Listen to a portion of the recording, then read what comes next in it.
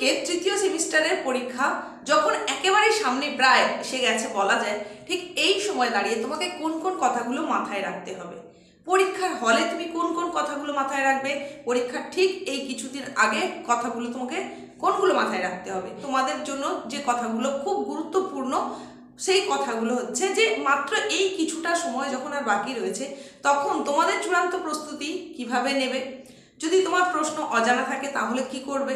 তোমাদের মধ্যে এখন খুব চিন্তা চলছে, যেহেতু প্রথম সেমিস্টার পদ্ধতিতে পরীক্ষা দিচ্ছ তোমরা উচ্চ মাধ্যমিকের, তোমাদের তৃতীয় সেমিস্টার এবং চতুর্থ সেমিস্টারের মিলিত মূল্যায়ন নিয়ে উচ্চ মাধ্যমিকের ফলাফল আর কিছুদিন পরেই যখন তৃতীয় সেমিস্টারের পরীক্ষাটা দিতে চলেছো, ঠিক এই সময় তোমাদের মধ্যে যে প্রশ্নগুলো ঘুরছে, যে প্রশ্নের প্যাটার্নটা কেমন হবে, যেহেতু নতুন প্রথম বছর পরীক্ষা হবে তাহলে কি প্রশ্ন খুব কঠিন হবে নাকি সহজ হবে, এরকম চিন্তা হচ্ছে।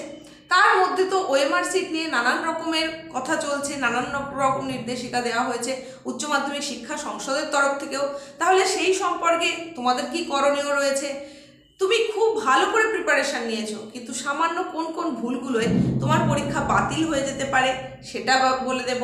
তাছাড়াও তোমার পরীক্ষাও বাতিল হলো না, তুমি পরীক্ষাও ভালো দিয়েছো, অথচ নম্বর কম পেতে পারো কোন কারণে সেটাও তোমায় বলবো। তারই সঙ্গে সঙ্গে জানিয়ে দেব যে ঠিক কোন কথাগুলো তোমাকে কিন্তু খুবভাবে মাথায় রাখতে হবে, মানে বলতে পারো যে পরীক্ষার আগের মুহূর্তের কিছু গুরুত্বপূর্ণ টিপস তোমাদের জন্য, যেটা অবশ্যই তোমাদের সহায়ক হয়ে উঠবে, সেই কথাগুলোই বলতে চলেছি। তো তোমাদের এই তৃতীয় সেমিস্টারের পরীক্ষা যেটা শুরু হচ্ছে আগামী 8ই সেপ্টেম্বর থেকে, সেই পরীক্ষায় সিট অ্যারেঞ্জমেন্ট কেমন হবে, কোশ্চেন বুকলেট কতগুলো সিরিজে থাকবে, এই নিয়ে তো নানান কথা হয়েছে। আমিও এই চ্যানেলের তরফ থেকে তোমাদের জানিয়ে দিয়েছি যখন নির্দেশিকা পাঠানো হয়েছিল উচ্চ মাধ্যমিক শিক্ষা সংসদের তরফ থেকে।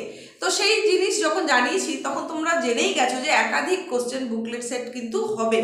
সুতরাং তুমি কারোর ভরসায় পরীক্ষা দিতে যাবে, সে তোমার যতটা গাঢ় বন্ধুত্বের বন্ধুই হোক না কেন, সেটা একেবারেই নয়। তোমার নিজের ক্ষমতা বলে তোমাকে নিজেকে পরীক্ষা দিতে হবে, কারণ বুকলেট যখনই চেঞ্জ হয়ে যাচ্ছে, কোশ্চেনের একই কোশ্চেন বিভিন্ন নাম্বারে যখন থাকবে, সেখান থেকে তোমার হল ম্যানেজ ব্যাপারটা প্রায় অসম্ভব বলা চলে। তাছাড়া তোমাদের টোটাল যে সময়, সেই সময়টা হচ্ছে 1 ঘন্টা 15 মিনিট। 40টা বা 35টা প্রশ্নের উত্তর দাগানোর জন্য এই 1 ঘন্টা 15 মিনিট সময়টা খুব যে বেশি সময় এমন কিন্তু একেবারেই নয়, আবার অনেক কম সময় এমনও নয়। তার আগে তোমার এই যে অ্যান্সার স্ক্রিপ্ট, অর্থাৎ তোমার যেটা ওএমআর সিট, তার যে 8 নম্বর দাগে তুমি উত্তরগুলো করবে, কিন্তু 1 থেকে 7-এর মধ্যে তোমাকে 5টা ঘর কিন্তু ফিল আপ করতে হবে। সেটা করতেও যথেষ্ট সময় লাগবে এবং সেই ফিল আপের সময়টাও ওই 1 ঘন্টা 15-র মধ্যেই ইনক্লুডেড, তার জন্য তোমাকে অতিরিক্ত সময় কিন্তু দেওয়া হবে না। তাই এখন থেকে তোমরা যদি ওএমআর সিটটা ভালো করে প্র্যাকটিস করো, তবেই কিন্তু সম্ভব খুব ভালো করে ওই 5টা কলামকে ফিল আপ করা।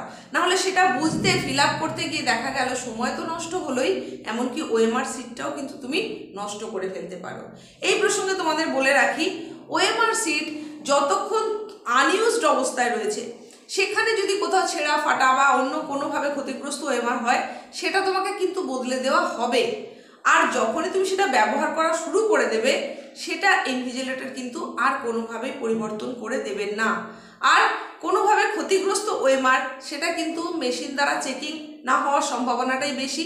সুতরাং শুরুতেই যদি ক্যান্সেল হয়ে যায়, তাহলে তো নাম্বার কেমন হবে, উত্তর কেমন হলো, সে নিয়ে আর কোনো প্রশ্নই আসে না। তাই এই ব্যাপারে ভীষণভাবে তোমাদেরকে সচেতন থাকতে হবে, খুব গুরুত্ব দিয়ে কিন্তু এই ফিল আপের কাজটা করতে হবে। কিভাবে ফিল আপ, কোন কালিতে ফিল আপ, কোন পেনে ফিল আপ, এসব তো জানিয়ে দিয়েছি, তাই নতুন করে এগুলো বলছি না। এইবার আসি যে প্রশ্নের ধারণ কেমন হবে। দেখো, তোমাদের যেগুলো প্র্যাকটিক্যাল বেসড সাবজেক্ট, সেখানে 35 নম্বরের প্রশ্ন হচ্ছে, নন প্র্যাকটিক্যালগুলো হচ্ছে 40 নম্বরের। তো এই 35 বা 40 যাই হোক না কেন, তার অন্তত 50% কোশ্চেন হবে খুব সাধারণ মানের, সহজ সরল ভাবে প্রশ্ন হবে, মানে যেটাকে বলা যায় basic and simple types questions, এইরকম হবে 50%। আর এরপরে 30% কোশ্চেন হবে যেটা একটু মডারেট বা কমপ্লেক্স টাইপের, অর্থাৎ সেটা সম্পর্কে একটু বিশ্লেষণ ধরনের, মানে তোমাকে একটু ভেবে নিয়ে সেটা বুঝে তারপরে উত্তরটা করতে হবে, সেটাও পারা সম্ভব। এরপরে বাকি যে 20% কোশ্চেন থেকে যাচ্ছে, সেটা কিন্তু একটু কঠিন রকমের হবে। তো কিরকম রকমের, না সেটা একটু তোমাকে ভাবতে হবে, গভীরভাবে বিশ্লেষণ করতে হবে, একটু যুক্তি নির্ভর কনসেপ্ট তোমার থাকতে হবে, তবে সেগুলোর উত্তর কিন্তু তুমি করতে পারবে। তো এই ধরনের কোশ্চেনের প্যাটার্ন হবে। সুতরাং তোমরা যারা যারা বিভিন্ন ভিডিওতে এসে প্রশ্ন করছো যে পাস করতে পারবে তো, বা প্রশ্ন কীরকম হবে সেটা তো বলে দিলাম, প্রশ্ন কেমন হবে। পাস করতে হয়তো পারবে, কিন্তু ভালো নম্বর যদি পেতে চাও তাহলে কিন্তু টেক্সট বইটা খুঁটিয়ে পড়া তো অবশ্যই ভীষণভাবে প্রয়োজন। এর আগেও আমি অনেকবার বিভিন্ন ভিডিওতে এসে বলেছি, তোমার কনসেপ্ট যদি ঠিকঠাক থাকে সেখান থেকে তুমি প্রশ্নের উত্তর সহজেই করে আসতে পারবে। এইবার বলি যে এমসিকিউ টাইপের প্রশ্ন, মাল্টিপল চয়েস কোশ্চেন, তো তার জন্য শুধুমাত্র যে 4টে অপশান থাকছে এই পর্যন্ত তো ঠিক আছে, কিন্তু প্রশ্নের প্যাটার্নে কিন্তু জানিয়ে দেওয়া হয়েছে সংসদের তরফ থেকে 8 ধরনের প্রশ্নের কথা। সেখানে যেমন থাকবে ফিল ইন দ্য ব্ল্যাঙ্কস বা শূন্যস্থান পূরণ করা, ট্রু ফলস অর্থাৎ সত্য মিথ্যা নিরূপণ করা, তারপর সেখানে থাকবে কলাম ম্যাচিং অর্থাৎ স্তম্ভ মেলানো, তারই সঙ্গে থাকবে কেস বেসড কোশ্চেন অর্থাৎ ঘটনা ভিত্তিক প্রশ্ন, তারই সঙ্গে থাকবে ডায়াগ্রাম বেসড কোশ্চেন মানে চিত্র সম্বলিত প্রশ্ন, আর থাকবে অ্যাসারশন রিজনিং অর্থাৎ সেখানে তোমার কিছু বিবৃতি দিয়ে দেওয়া হবে, তার কারণ দিয়ে দেওয়া হবে মানে ব্যাখ্যা দিয়ে দেওয়া হবে, এরকম প্রশ্ন থাকবে। রিঅ্যারেঞ্জমেন্ট থাকবে অর্থাৎ পুনর্বিন্যাস, কিছু ঘটনা প্রবাহ হয়তো দিয়ে দেওয়া হলো, তার মধ্যে কোনটা আগে কোনটা পরে সেটা তোমাকে সাজাতে হবে। এই রকম ধরনের কিন্তু মোট 8টা প্যাটার্নে কিন্তু তোমার প্রশ্ন আসবে, তাই সেগুলো নিয়মিতভাবে প্র্যাকটিস করতে হবে। হয়তো তোমরা এখন সেগুলো করছো, তো তাও বলি যে এই যে তোমাদের প্রশ্ন যেভাবেই হোক না কেন 35 বা 40 যত নম্বরেরই উত্তর দিতে হোক না কেন, সেখানে যেহেতু তোমাদের কোনো রকম নেগেটিভ মার্কিং নেই, মানে অন্যান্য প্রবেশিকা পরীক্ষা বা সর্বভারতীয় স্তরের যে সমস্ত কম্পিটিটিভ পরীক্ষাগুলো রয়েছে সেখানে কিন্তু নেগেটিভ মার্কিং থাকে, মানে মাল্টিপল চয়েস কোশ্চেন হলেও সেখানে উত্তর ভুল হলে মাইনাস হয়, কিন্তু নাম্বার ডিডাক্ট হয়ে যায়। তো তোমাদের ক্ষেত্রে এরকম যেহেতু কোনো ব্যাপার থাকছে না, তাই তোমাদের জন্য অবশ্যই একটা গুরুত্বপূর্ণ কথা যেটা বলতে চাই সেটা হচ্ছে, তোমরা কোনো একটা প্রশ্নের উত্তর হয়তো জানো না, কিন্তু তার মোটামুটি আন্দাজ করতে পারছো যে কোনটা হতে পারে বা কিছু। যদি নাও আন্দাজ করতে পারো তাহলেও বলবো কোনো প্রশ্ন কিন্তু ছেড়ে আসবে না।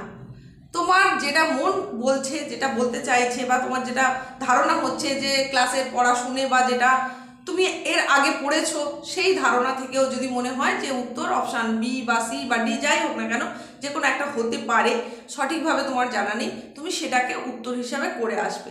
কোনো প্রশ্ন ছেড়ে আসবে না, যেহেতু নেগেটিভ মার্কিং নেই। তুমি ছেড়ে এলেও সেটা নাম্বার পেতে না, ভুল হলেও নাম্বার পাবে না, কিন্তু ভুল না হয়ে যদি ঠিক হয়ে যায় তাহলে তো নাম্বারটা পেতেই পারো। সুতরাং কোনো প্রশ্ন কিন্তু ছেড়ে আসবে না। তোমাদের জন্য বিশেষ কিছু গুরুত্বপূর্ণ টিপসের কথা বলছিলাম, সেগুলো বলে দিলাম। তো প্রিপারেশন তোমাদের খুব ভালো হোক। আজকের মতো এখানেই শেষ করলাম, নতুন কিছুর সঙ্গে খুব তাড়াতাড়ি দেখা হচ্ছে।